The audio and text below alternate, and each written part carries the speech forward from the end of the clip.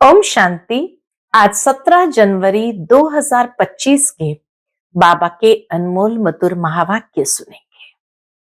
आज की मुरली में बाबा ने हम बच्चों को श्रीमत का महत्व बताया है। बाबा कहे तुम इस भारत के मोस्ट वैल्यूएबल सर्वेंट्स हो। क्यों? क्योंकि तुम अपने ही तन मन धन से श्रीमत के आधार पर भारत को राम राज्य बनाते हो। बाबा कहे बाबा की श्रीमत से ही तुम अनेक आत्माओं को रावण की जेल से छुड़ाते हो और खुद पावन बनकर दूसरों को बनाते हो। सारी भूमि को पावन भूमि बना देते हो। इसीलिए बाबा कहे तुम बच्चों को सदा श्रीमत पर चलते रहना है और दूसरों को भी यही प्रेरणा देनी है कि वह भी श्रीमत का पालन करें। सुनते हैं बाबा के आज के अनमोल मधुर महावाक्य। ओम शांति। मीठे बच्चे, तुम भारत के मोस्ट वैल्यूएबल सर्वेंट हो। तुम्हें अपने तन मन धन से श्रीमत पर इसे राम राज्य बनाना है।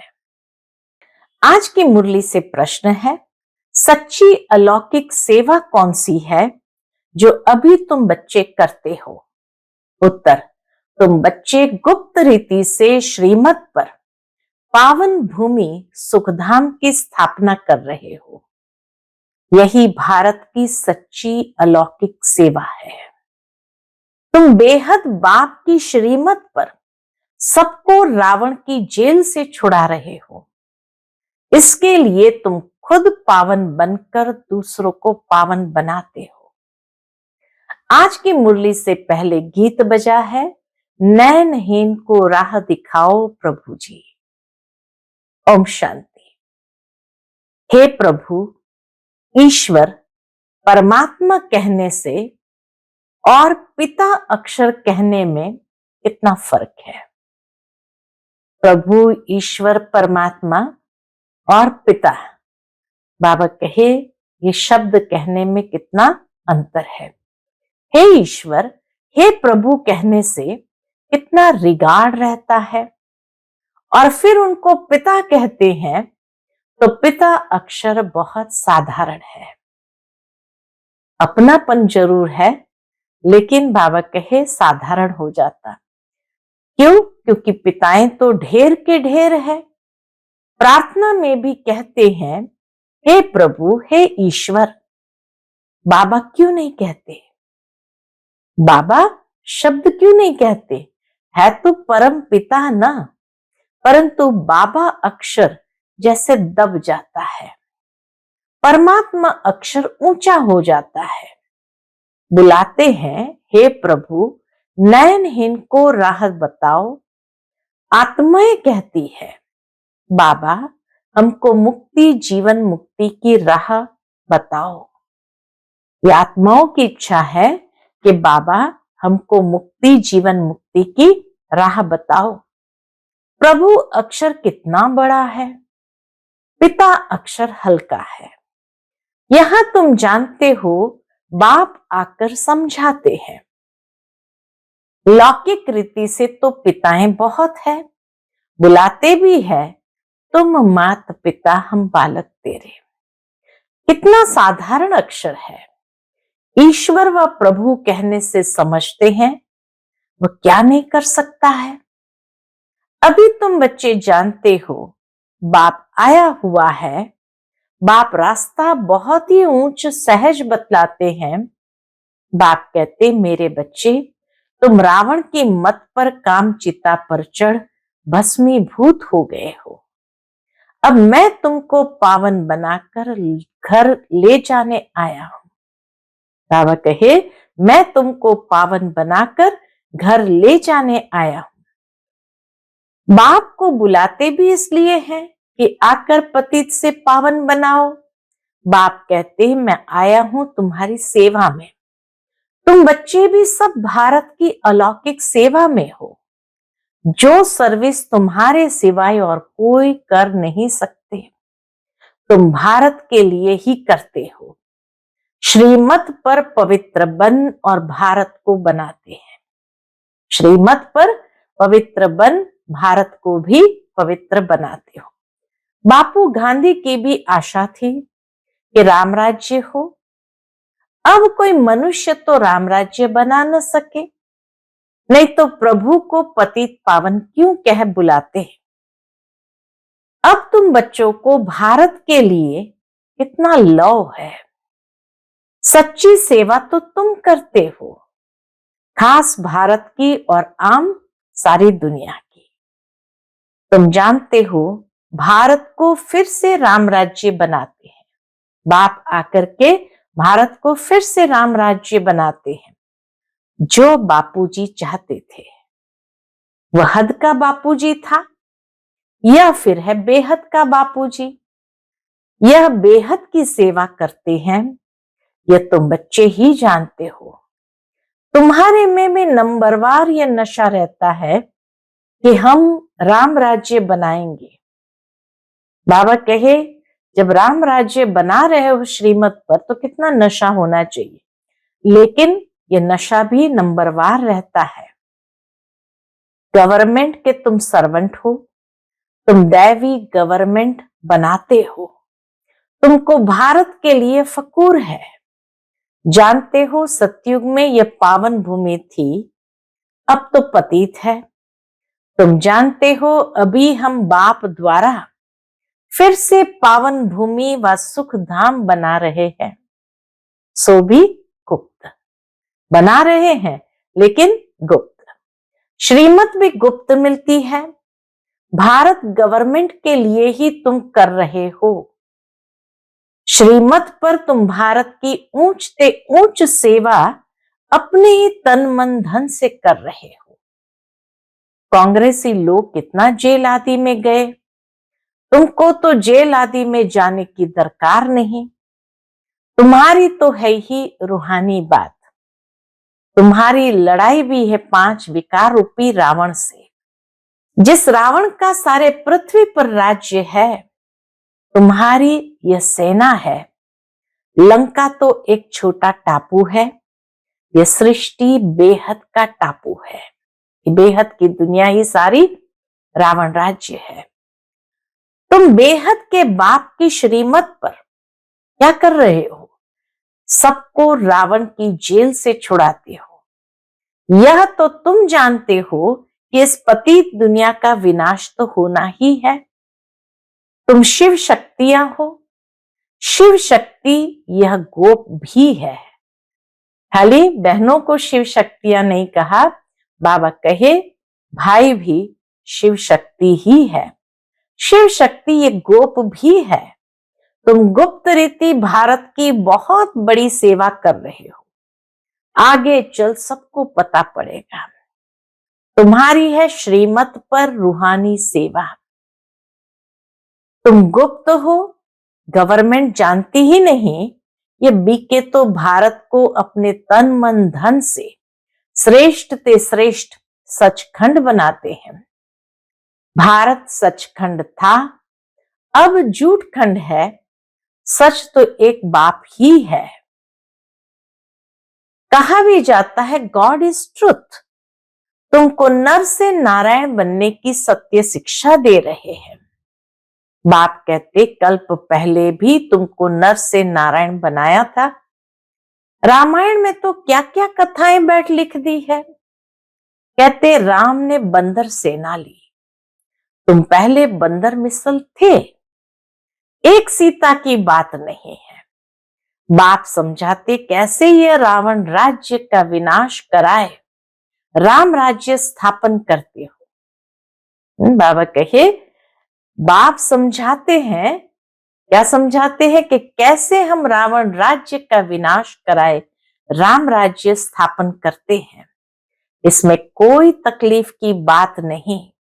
वो तो कितना खर्चा करते हैं, रावण का बूत बनाकर फिर उनको जलाते हैं। समझते कुछ भी नहीं। बड़े बड़े लोग सब जाते हैं, फॉरेनर्स को भी दिखाते हैं, समझते कुछ नहीं है। अभी बाप समझाते हैं तो तुम बच्चों को दिल में उमंग है कि हम भारत की सच्ची रूहानी सर्विस कर रहे हैं। बाबा कहिए अब तुम्हारे अंदर ये उमंग आता है कि हम भारत की सच्ची रूहानी सेवा कर रहे हैं। बाकी सारी दुनिया रावण की मत पर है, तुम हो राम की श्रीमत पर। राम कहो, शिव कहो, नाम तो बहुत रख दिए हैं। तुम बच्चे भारत के मोस्ट वैल्यूएबल सर्वेंट हो श्रीमत पर। कहते भी है हे पतित पावन, आकर पावन बनाओ। तुम जानते हो सतयुग में हमको कितना सुख मिलता है, कारों का खजाना मिलता है, इतना अथाह खजाना मिल जाता है। वहां एवरेज आयु भी कितनी बड़ी रहती है। वे है योगी, यहां है सब भोगी, वह पावन यह पतित। कितना रात दिन का फर्क है। श्री कृष्ण को भी योगी कहते हैं, महात्मा भी कहते हैं, परंतु वह तो सच्चा महात्मा है। उनकी तो महिमा गाई जाती है, सर्वगुण संपन्न, 16 कला संपूर्ण, आत्मा और शरीर दोनों पवित्र है। सन्यासी तो गृहस्थियों के पास विकार से जन्म ले फिर सन्यासी बनते हैं। यह बातें अभी तुमको बाप समझाते हैं। इस समय मनुष्य तो है अनराइटियस, अनहैप्पी। सतयुग में कैसे थे? रिलीजियस, राइटियस थे, 100% सॉल्वेंट थे। रिलीजियस यानी सतधर्मी थे, राइटियस यानी सदाचारी थे, और 100% सॉल्वेंट माना एकदम पावन थे। एवर हैप्पी रहते थे, सदा खुश रहते थे। रात दिन का फर्क है, ये एक्यूरेट तुम ही जानते हो। हमारे जैसे दुनिया के अंदर स्पष्ट रीति कोई नहीं जानते हैं। तुम किसको पता थोड़ी पड़ता है कि भारत हेवन से हेल कैसे बना है। लक्ष्मी नारायण की पूजा करते हैं, मंदिर बनाते हैं, समझते कुछ भी नहीं। बाप समझाते रहते हैं। अच्छे अच्छे पोजीशन वाले जो है बिरला को भी समझा सकते हो। इन लक्ष्मी नारायण ने ये पद कैसे पाया, क्या किया जो इन्हों के मंदिर बनाए हैं। लक्ष्मी नारायण ने ऐसे क्या किया जो इन्हों के मंदिर बनाए हैं। बिगर ऑक्यूपेशन जाने पूजा करना भी तो पत्थर पूजा अथवा गुड़ियों की पूजा हो गई। और धर्म वाले तो जानते हैं क्राइस्ट फलाने समय पर आया, फिर आएगा।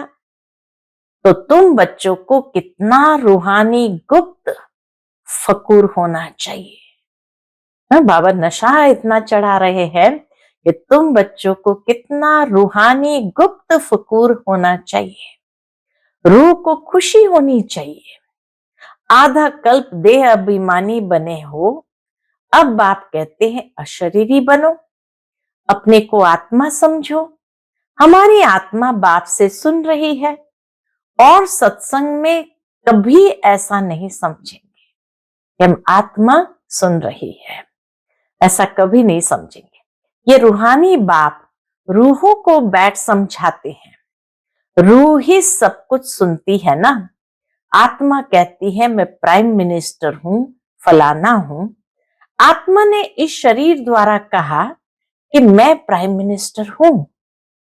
अभी तुम कहते हो हम आत्मा पुरुषार्थ कर स्वर्ग का देवी देवता बन रहे हैं। अहम आत्मा मम शरीर है। देही अभिमानी बनने में ही बड़ी मेहनत लगती है। सबसे पहले तो यहाँ देही अभिमानी बनने में ही बड़ी मेहनत लगती है। घड़ी घड़ी अपने को आत्मा समझ बाप को याद करते रहो तो विकर्म विनाश हो जाए। तुम मोस्ट ओबीडियंट सर्वेंट हो, कर्तव्य करते हो गुप्त रीति से, तो नशा भी गुप्त चाहिए। हम गवर्नमेंट के रूहानी सर्वेंट हैं, भारत को स्वर्ग बनाते हैं। बापूजी भी चाहता था नई दुनिया में नया भारत हो, नई दिल्ली हो। अभी नई दुनिया तो है नहीं। ये पुरानी दिल्ली कब्रिस्तान बनती है, फिर परिस्तान बनना है। अभी इनको परिस्तान थोड़ी कहेंगे। नई दुनिया में परिस्तान, नई दिल्ली तुम बना रहे हो। ये बड़ी समझने की बातें हैं। ये बातें भूलनी नहीं चाहिए। भारत को फिर से सुखधाम बनाना इतना ऊंचा कार्य है। ड्रामा प्लान अनुसार सृष्टि पुरानी होती है। दुखधाम है ना, दुख हरता सुख करता एक बाप को ही कहा जाता है। तुम जानते हो, बाप 5000 वर्ष बाद आकर दुखी भारत को सुखी बनाते हैं। सुख भी देते हैं, शांति भी देते हैं। मनुष्य कहते भी है, मन की शांति कैसे मिले। अब शांति तो शांति धाम स्वीट होम में ही होती है। उसको कहा जाता है शांति धाम, जहां आवाज नहीं, गम नहीं, सूर्य चांद आदि भी नहीं होते। अभी तुम बच्चों को ये सारा ज्ञान है। बाप भी आकर ओबीडियंट सर्वेंट बना है ना, लेकिन बाप को तो बिल्कुल जानते ही नहीं। सबको महात्मा कह देते हैं। अब महान आत्मा तो सिवाय स्वर्ग के कभी हो ही नहीं सकती है। वहां आत्माएं पवित्र है। पवित्र थी तो पीस प्रॉस्पेरिटी भी थी। अभी प्योरिटी ही नहीं है तो कुछ भी नहीं है। प्योरिटी का ही तो मान है। देवताएं पवित्र है, तब तो उनके आगे माथा टेकते हैं। पवित्र को पावन, अपवित्र को पतित कहा जाता है। यह है सारे विश्व का बेहद का बापूजी। ऐसे तो मेयर को भी कहेंगे सिटी फादर। वहां थोड़ी ऐसी बातें होंगी। वहां तो कायदे से राज्य चलता है। बुलाते भी है, हे पतित पावन आओ। अब बाप कहते पवित्र बनो, तो कहते हैं ये कैसे होगा। एक तो बुलाते हैं कि हे पतित पावन आओ, फिर बाप आकर कहते पवित्र बनो, तो कहते ये कैसे होगा। फिर बच्चे कैसे पैदा होंगे, सृष्टि कैसे वृद्धि को पाएगी। उनको यह पता ही नहीं कि लक्ष्मी नारायण संपूर्ण निर्विकारी थे। तुम बच्चों को कितना ऑपोजिशन सहन करना पड़ता है। ड्रामा में जो कल्प पहले हुआ है वही रिपीट होता है। ऐसे नहीं कि ड्रामा पर रुक जाना है। ड्रामा में होगा तो मिलेगा नहीं। स्कूल में ऐसे बैठे रहने से कोई पास हो जाएंगे क्या? पूछते बाबा, स्कूल में ऐसे बैठे रहेंगे तो पास हो जाएंगे क्या? हर एक चीज के लिए मनुष्य का पुरुषार्थ तो चलता है। पुरुषार्थ बिगर पानी भी मिल ना सके। सेकंड बाय सेकंड जो पुरुषार्थ चलता है वो प्रारब्ध के लिए। ये बेहद का पुरुषार्थ करना है, बेहद सुख के लिए। अभी है ब्रह्मा की रात, सो ब्राह्मणों की रात, फिर ब्राह्मणों का दिन होगा। शास्त्र में भी पढ़ते थे, परंतु समझते कुछ भी नहीं थे।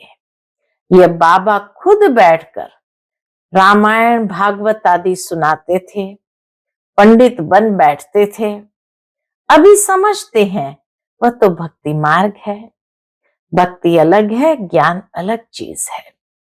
बाप कहते हैं तुम काम चिता पर बैठ सब काले बन गए हो। श्री कृष्ण को भी श्याम सुंदर कहते हैं ना। पुजारी लोग अंध श्रद्धालु है। कितनी भूत पूजा है। शरीर की पूजा गोया 5 तत्वों की पूजा हो गई। इसको कहा जाता है व्यभिचारी पूजा। भक्ति पहले अव्यभिचारी थी, एक शिव की ही होती थी। और अभी तो देखो क्या क्या पूजा होती रहती है।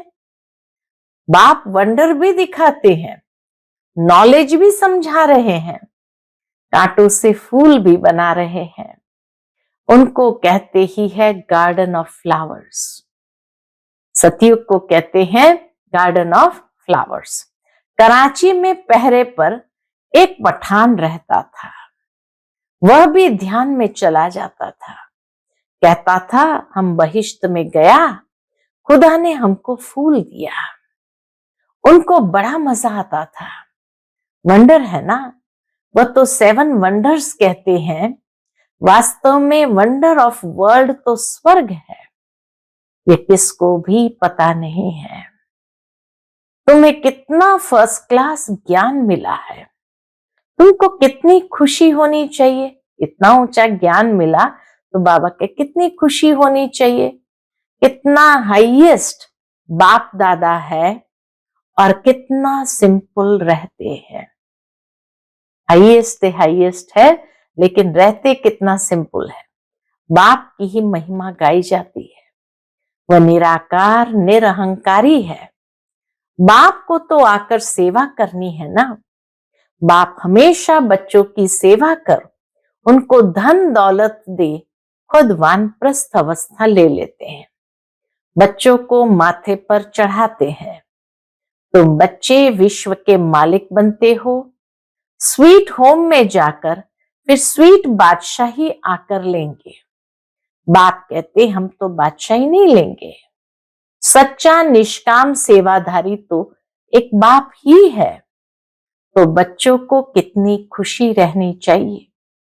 परंतु परंतु क्या होता है, माया भुला देती है।